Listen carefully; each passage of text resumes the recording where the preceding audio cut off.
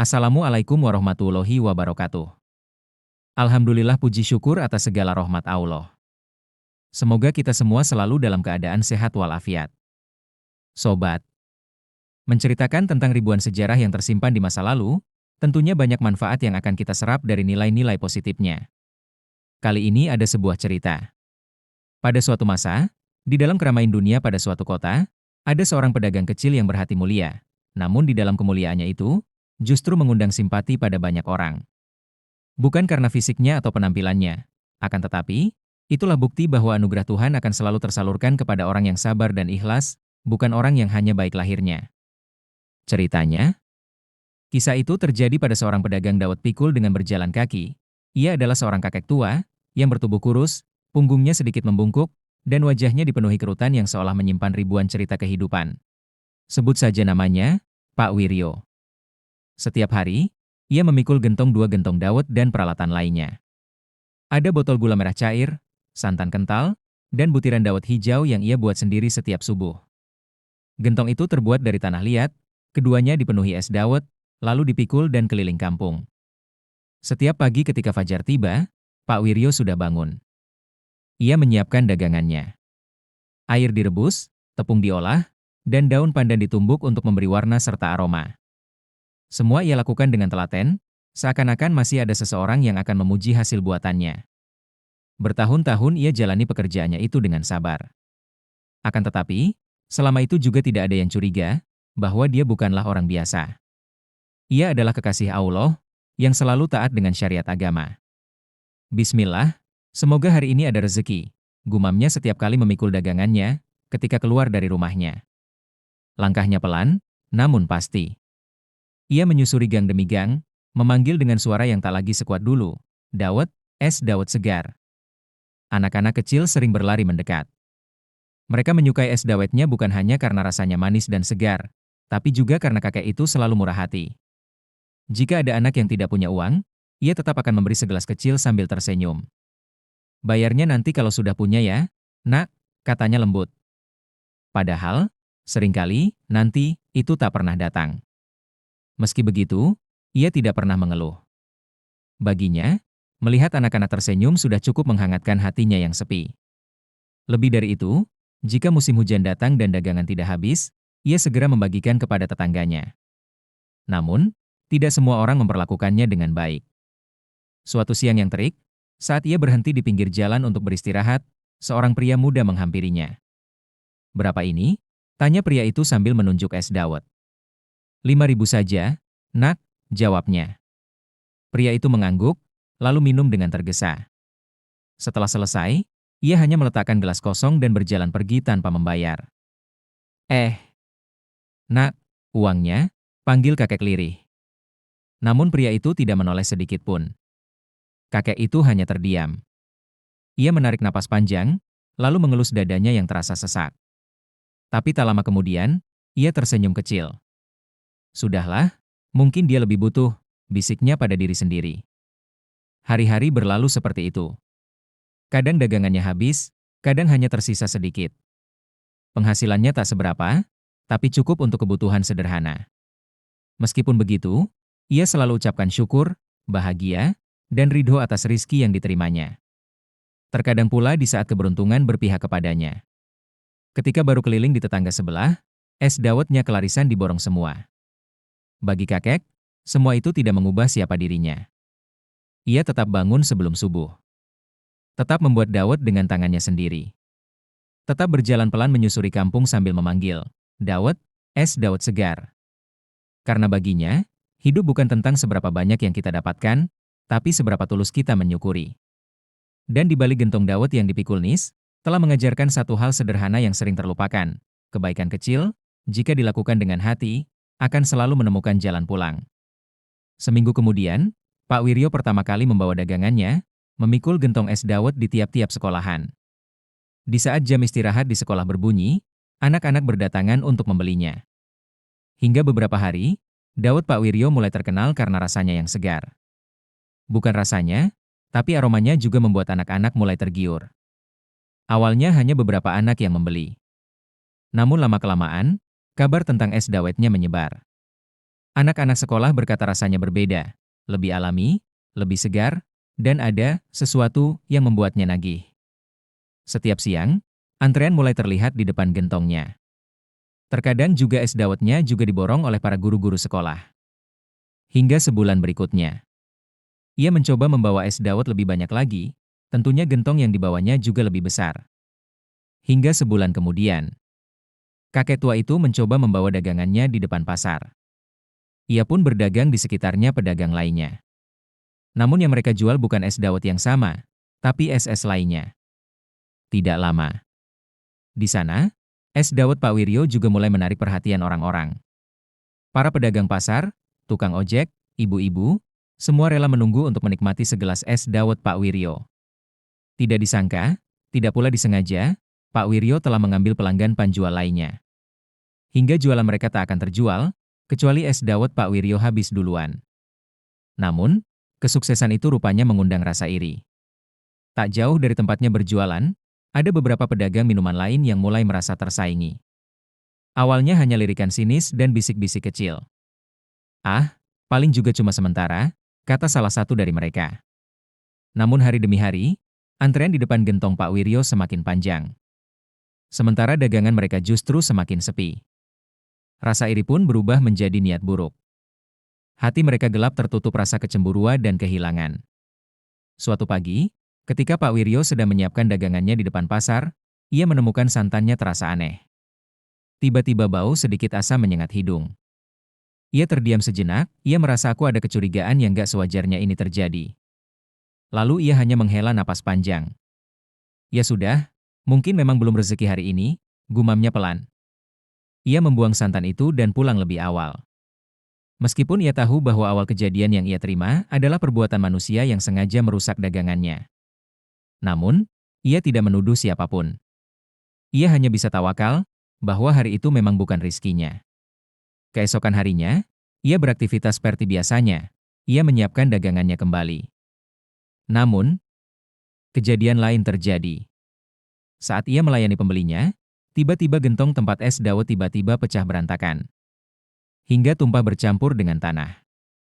Saat ia mengumpulkan bekas pecahan gentong, ternyata ada paku kecil yang bercampur dengan tumbahan dawet itu. Beberapa orang yang melihat hanya bisa menggelengkan kepala. "Pak, ini pasti ada yang jahil," kata seorang pembeli setianya. Pak Wiryo hanya tersenyum. "Tidak apa-apa, Nak. Mungkin mereka sedang diuji juga hatinya. Tak perlu tenggelam dalam kecurigaan, anggap saja hari saya kurang beruntung." Bukannya membalas, Pak Wiryo justru semakin sabar. Keesokannya, Pak Wiryo tetap berjualan seperti biasa, dan melayani setiap pembeli dengan ramah. Hari demi hari, kejadian jahil terus terjadi. Kadang es batunya tiba-tiba mencair, kadang gula merahnya tumpah tanpa sebab yang jelas. Terkadang lebih jahat lagi, beberapa hari tak ada pembeli yang menghampirinya. Namun anehnya, justru Pak Wiryo semakin sabar. Ia melewati hari-harinya dengan penuh tawakal.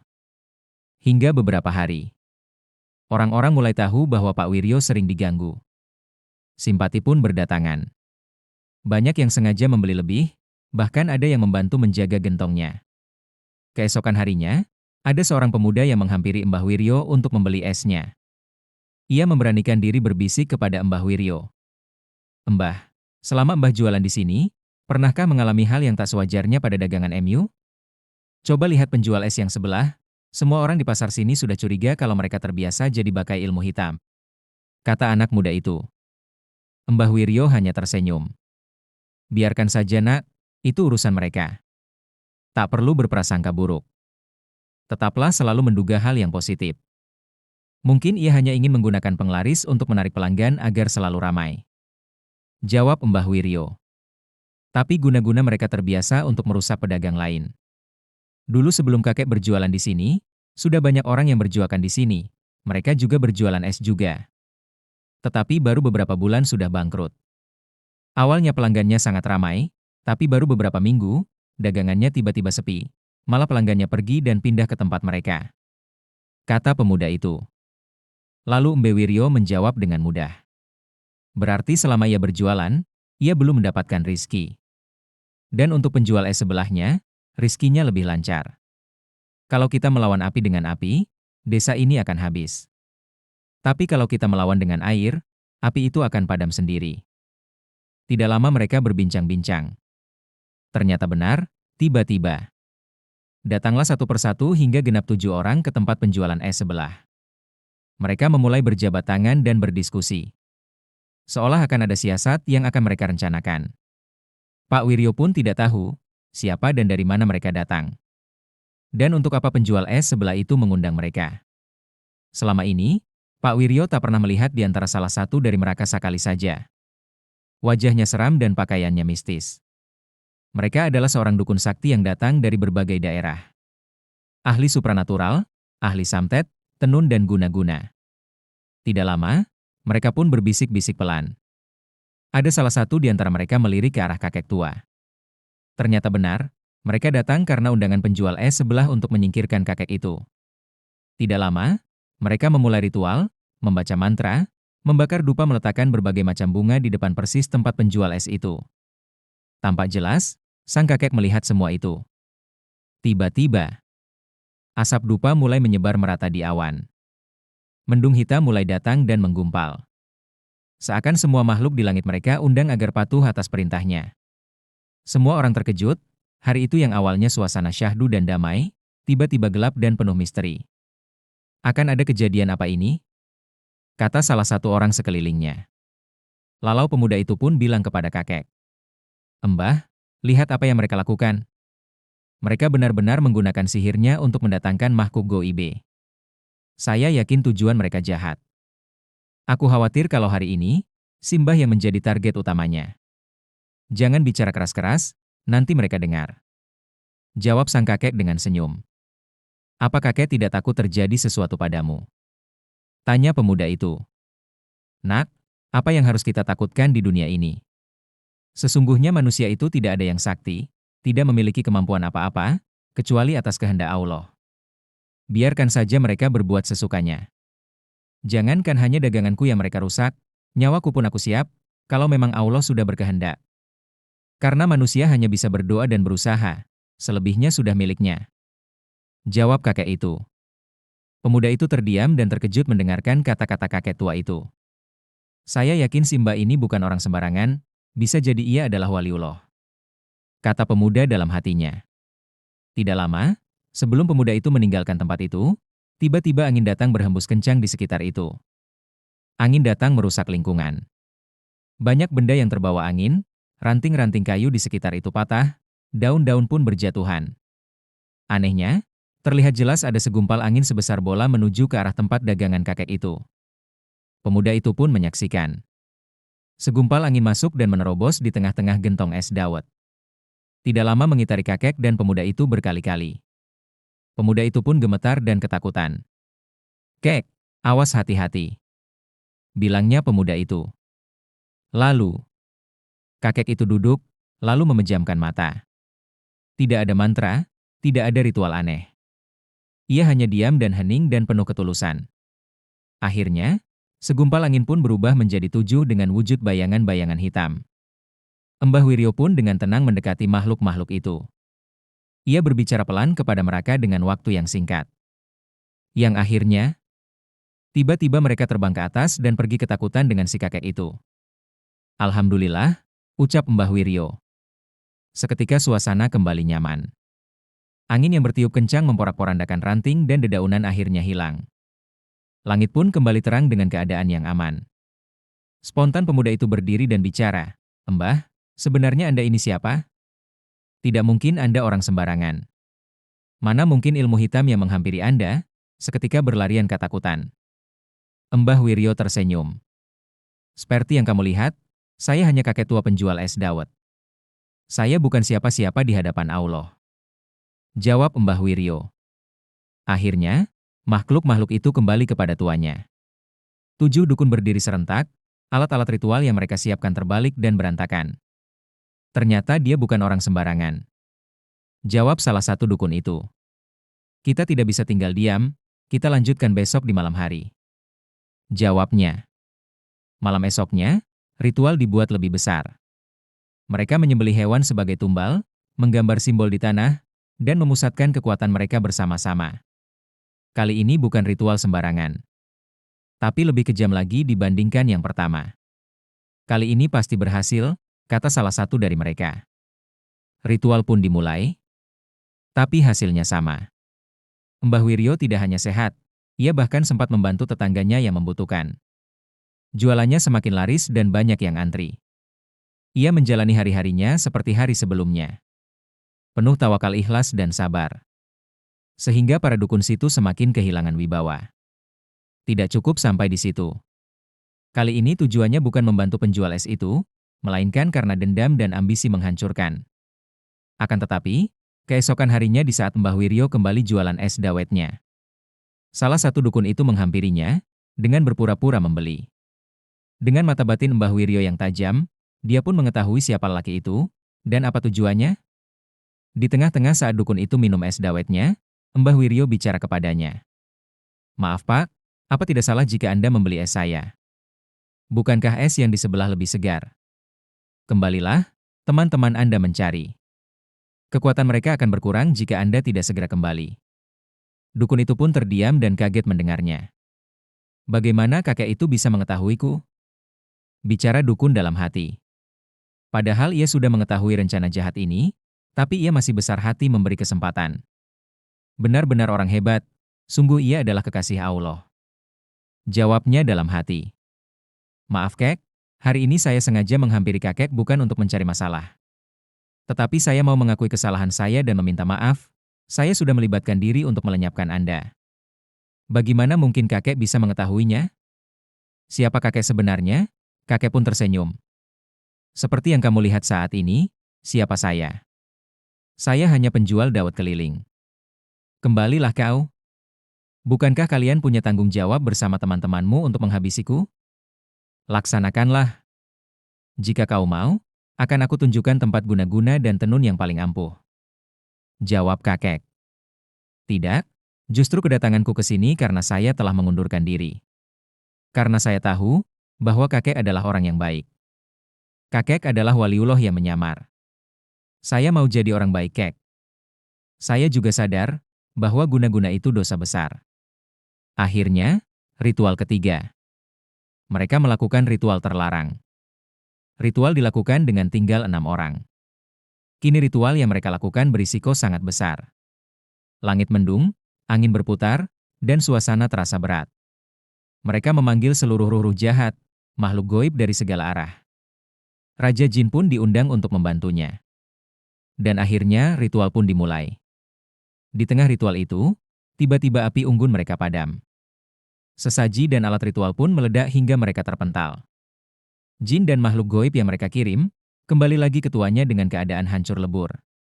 Ampun, kami tidak sanggup lagi.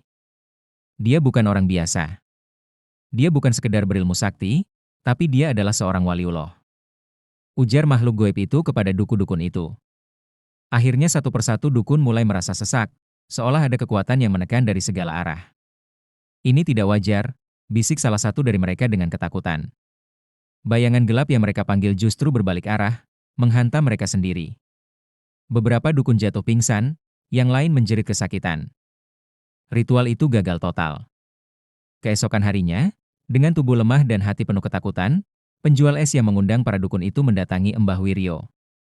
Ia menemui kakek itu sedang duduk di depan rumah, meracik es dawet seperti biasa. Dengan gemetar, ia bertanya, "Siapa sebenarnya sampeyan?" Mbah Wiryo hanya tersenyum. "Saya cuma orang tua biasa yang jualan es." "Tidak mungkin, kami sudah mencoba segalanya. Kenapa tidak berhasil?" Mbah Wiryo terdiam sejenak, lalu berkata pelan, "Kalau hati kalian penuh niat buruk, apapun yang kalian kirim akan kembali ke diri kalian sendiri." Ia terdiam. Ilmu bukan untuk menyakiti. Kalau dipakai untuk kesombongan, justru akan menghancurkan pemiliknya. Saat itu, ia menyadari sesuatu yang selama ini ia lupakan. Kekuatan sejati bukan berasal dari mantra atau ritual, melainkan dari ketulusan, keikhlasan, dan hati yang bersih. Sejak hari itu, penjual es tidak lagi mengganggu Mbah Wiryo. Bahkan ia diam-diam belajar untuk berubah, meninggalkan praktik guna-guna itu. Sementara Mbah Wiryo tetap seperti biasa, berjalan pelan di jalan desa, memikul es dawetnya, tersenyum kepada siapa saja. Tidak ada yang benar-benar tahu siapa dia sebenarnya. Tapi satu hal pasti, bukan ilmu hitam yang membuatnya kuat, melainkan kebaikan yang tak terlihat.